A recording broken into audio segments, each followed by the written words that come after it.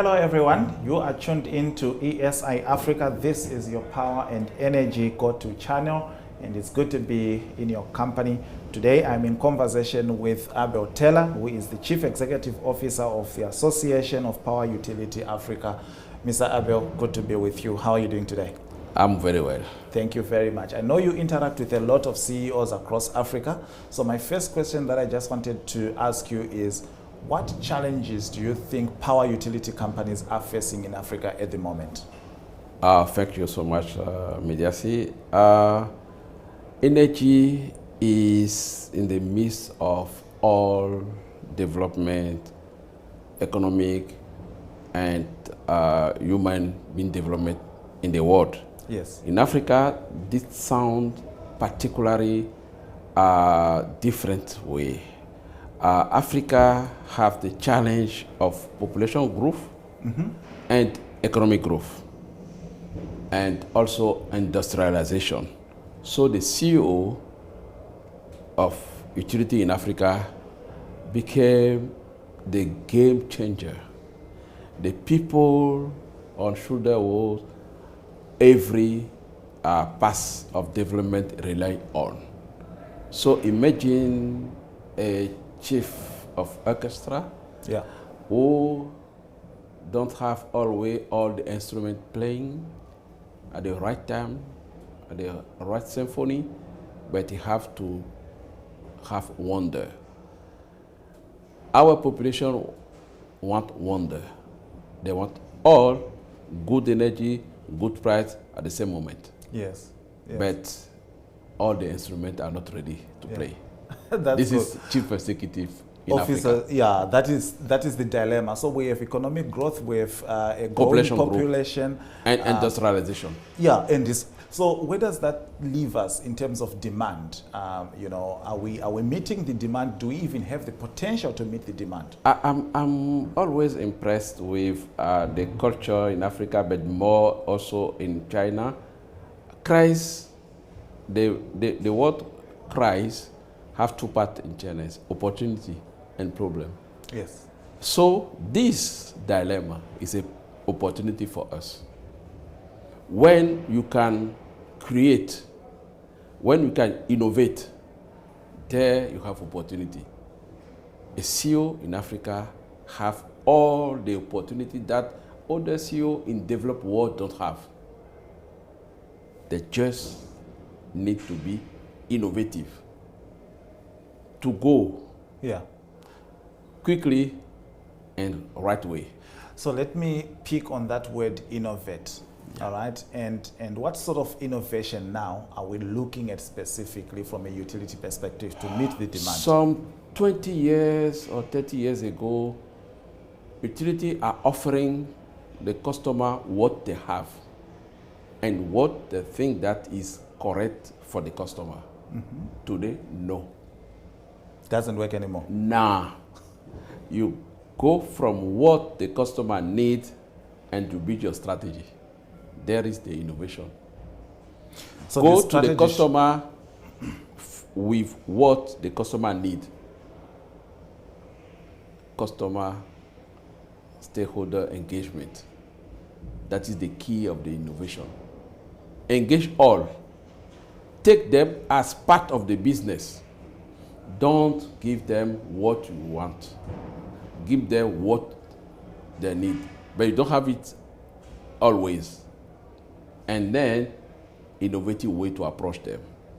Innovative way to say, okay, I have this, but I need to respond to meet the demand, to meet the requirement.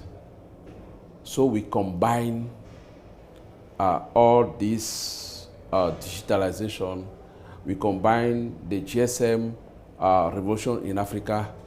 You know, many years ago, when the power, you have power, the power went off. You don't know why and how long and who is doing what. Today, as soon as you have any problem, communicate with them. Yeah. We have this problem, my team is working, that will take 10 hours.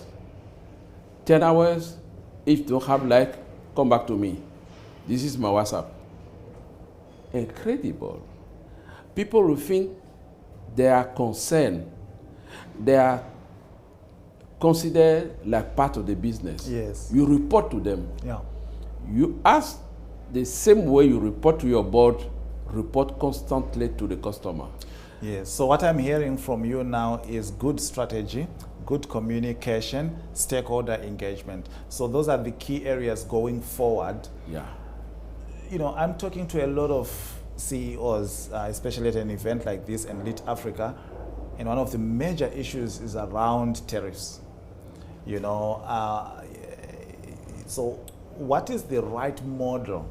Okay. The acceptation of the customer to pay the just price is also among the engagement process. We all know that many countries cannot afford the right price, but you can engage dialogue to make them accept that if I don't change the tariff, we all will collapse. The few service I'm engaged to give you, I'll not be able to give it next year if I don't change. Yeah. Explain them. Tell them the truth of your business. Organize open day visiting your enterprise. Communicate with your personnel to make every member of the staff like your communication officer. And then discuss about the tariff. Before you go to the regulators, take all the measures to clean up your governance so that the regulator will see that, oh, I can give them chance to change the tariff because we want to reach the cost reflected tariff.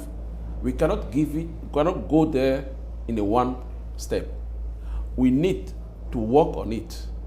We need to bring down cost, reduce cost in our midst before we face the regulator and say, now, I did all. I'm clean as I want. I really love that concept, but it all centers back around stakeholder engagement. Yes, yes. Get the don't you know the power utility personnel are judged as the people who are benefiting from a company, a stable job, well paid, and they don't care about customer. We are in darkness. You are in new cars. Yes, any country is a conflict. This social conflict, you need to work on it.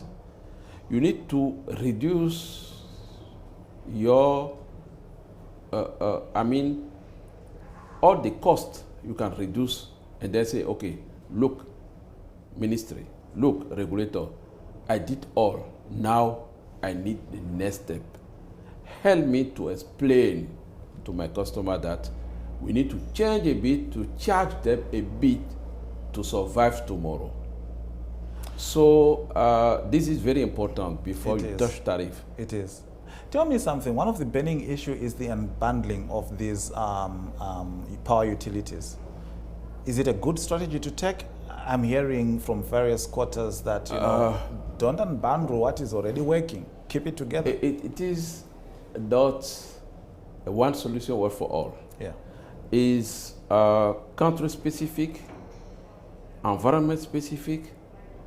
The unbundling is not the solution, but good governance is the necessary. We need to promote good governance. If this good governance brings us to unbundling, we can go. But if we just want to unbundle to have a view on the management and governance, don't go. Work to stabilize the governance issue, to have clear view in every department you are managing, and you see sometime that unbundling is not the issue. The issue is governance confidence of the stakeholder, how to attract private sector. Private sector can invest in government, PPP. Yeah. So when we have even, look, when the Chinese started investing in Africa, they invest only in government state-owned entity. They don't want to touch other entity. Yeah. Because we say in management that all government have final sovereignty, but the private sector don't have final sovereignty. Wow. So the government had to be one step inside to function. Yeah. So now we have to educate, train. Training concerns all the structure of the company, from the board member, chief executive, all director, and the workers. Because behind leadership for governance is a perpetual, restarting. Yeah. Reset your mind, Yes. reset your mind, reset your mind, Yes. and go further. Reset your mind, go further. Oh. Like I said today, the essence of reflection is to understand that you did not understand. Yeah. If you practice this, you train people, you make them break down the cost, and then the regulator will say, okay, these guys, they did all. Now, all they could. yes, now I'll allow tariff to go, and I am the one to go and explain to the customer. Mr. Abel, you really touched on some key issues, and if I can just summarize them, it comes down to good strategy, good communication, stakeholder engagement, and good governance. Yes. And when we put all this together, we will have functional utilities across Africa.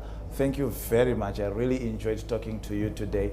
And if you enjoyed this video, you can subscribe or like it, like the ESI News Africa, and we will continue giving you some more insights.